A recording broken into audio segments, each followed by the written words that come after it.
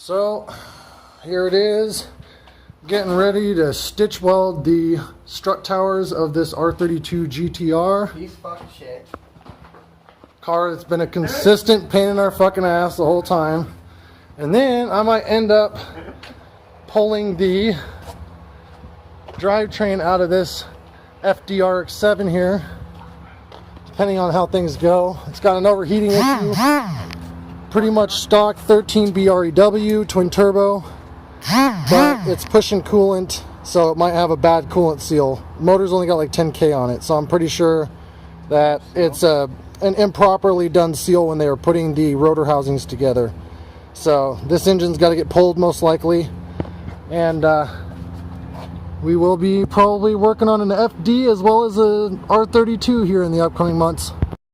Here we are, stitch welding the strut towers.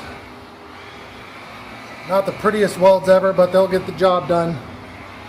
Got them all marked out and measured out, so I know how far apart they need to be. And we're welding them up using my AHP Alpha TIG 200X.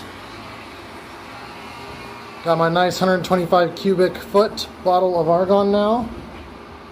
Using a number 10 cup, air-cooled torch, which kind of sucks, but I'm only on about 85 amps, so, and I'm not using hardly all of that at all, so getting there. So here we are making some progress. Stitch welding, I'm going to do around here to right there and stop, and then I'm going to do along here on both of them and in here and stop. So just the very tops are going to be welded, which should help with suspension stiffness. And then I'm going to repair a hole right down here where you see that hole. I'm going to cut a piece of bar stock in between here and there and weld that up. So got a little bit of welding to do on this GTR today.